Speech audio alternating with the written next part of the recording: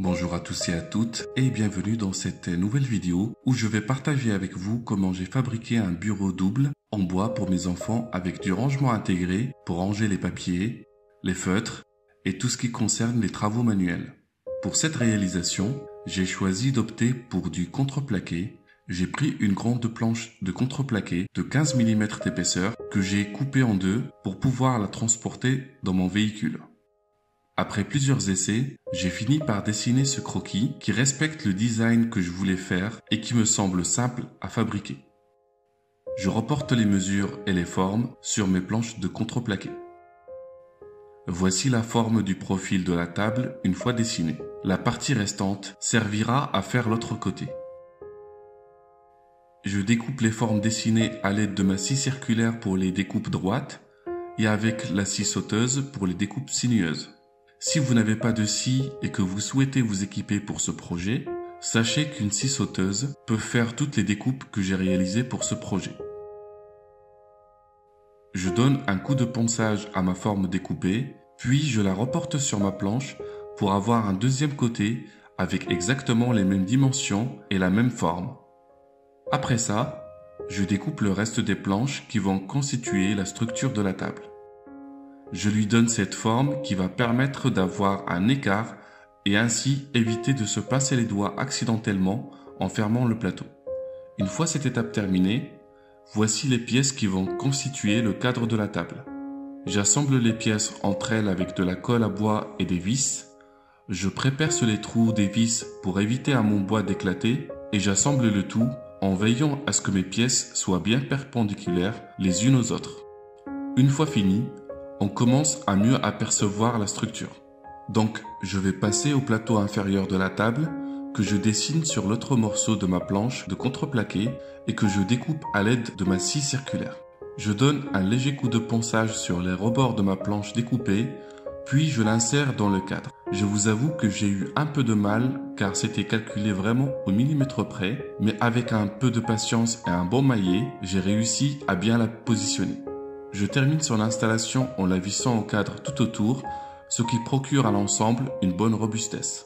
Je découpe par la suite un morceau de contreplaqué aux bonnes mesures qui servira à séparer l'espace de rangement en deux et supportera par la même occasion la planche transversale que j'assemble de la même manière. Cette planche servira surtout comme base pour maintenir les charnières des plateaux supérieurs. Après, je passe à la création du plateau supérieur. Je découpe les deux portes dans le reste de la planche de contreplaqué, puis j'arrondis les bords qui seront vers l'extérieur afin d'éviter que mes enfants se blessent avec. Ensuite, je trace l'emplacement des charnières et je les fixe avec des vis à ma planche du milieu. Une fois cette étape terminée, ma table avec ses rangements intégrés est enfin construite. Avant de passer à la peinture, je donne un léger coup de ponçage avec un papier à poncer gras 180 afin d'enlever toutes les aspérités, mais aussi casser les arêtes pour un rendu lisse et harmonieux. Ma table est enfin prête pour la peinture. Je voulais profiter de cette vidéo pour vous parler de cette peinture spéciale. En effet, suite au projet du lit superposé que j'ai fabriqué pour mes enfants, beaucoup de parents m'ont posé la question et me la posent toujours, de savoir quel type de peinture choisir pour mettre en contact avec des enfants en bas âge. Je voulais du coup vous parler de cette peinture Algo qui est faite à base d'algues et non pas à base de produits pétroliers, ce qui la rend vraiment idéale pour peindre une chambre ou du mobilier d'enfant. Elle peut être utilisée sur plusieurs supports, d'autant plus qu'il existe une sous-couche à base d'algues aussi, de la même marque, pour les surfaces un peu délicates. Dans mon cas, je n'utilise pas la sous-couche car la peinture tient très bien sur le contreplaqué. Pour l'appliquer, j'utilise un spalter de la marque ID qui permet une bonne application de la peinture de manière homogène. Une seule couche suffit pour un rendu très propre.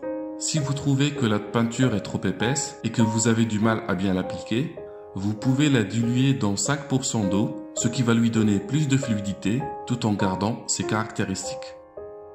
Pour un effet bicolore sympa, j'ai décidé de peindre d'autres parties de la table avec une autre couleur. Pour cela, je optais pour cette peinture monocouche aspect neige de chez la marque ID. Certes, elle n'est pas à base d'algues, mais elle propose une très belle alternative à la première peinture. D'autant plus qu'elle a un indice d'émission polluante A+, qui est l'indice le plus faible au marché actuellement. Pour l'application, j'utilise le même spalter. Vous pouvez utiliser un rouleau, ça fera l'affaire aussi. Cette peinture est très résistante au choc et peut être lavable, donc un vernis n'est pas forcément indispensable. Voilà, j'ai presque terminé cette table, il ne reste plus qu'à la personnaliser. Pour cela, j'utilise des pochoirs avec différents motifs. Je vais choisir le motif floral et la peinture à pochoir carmine, qui est une teinte rouge bordeaux, afin de créer un joli contraste. Le tube de peinture est muni d'un applicateur en mousse, afin de permettre d'appliquer directement la peinture, mais on peut opter pour les brosses à pochoir si vous souhaitez soigner les détails. Dans cette vidéo, je vais utiliser l'applicateur intégré et vous verrez dans la suite l'autre alternative avec la brosse. Une fois déballé, je colle le pochoir sur la zone que je souhaite personnaliser et j'applique directement la peinture à pochoir à l'aide de l'applicateur en tamponnant doucement et en essayant de mettre la peinture dans tous les petits recoins. Voici le résultat une fois ma frise terminée. Et voilà, on touche à la fin de ce projet. Mes enfants ont enfin une table dédiée pour pouvoir dessiner, peindre, jouer, ainsi de suite. Ils peuvent ranger tous leurs dessins et leur matériel dans leurs coffres respectifs. Comme vous l'aurez remarqué, j'ai profité de ce projet pour leur fabriquer des chaises à roulettes personnalisées et sur mesure, avec rangement intégré aussi. La vidéo de leur fabrication sera publiée très prochainement. Donc n'hésitez pas à vous abonner à la chaîne pour ne pas rater la suite. Si vous avez aimé cette vidéo, n'hésitez pas à la liker et à la partager avec vos amis et vos proches qui pourraient être intéressés par ce projet. Si vous avez des questions, vous pouvez me les poser en bas en commentaire. Quant à moi, je vous souhaite une agréable journée ou soirée et je vous retrouve très bientôt sur ma chaîne pour une nouvelle vidéo. Salut à tous!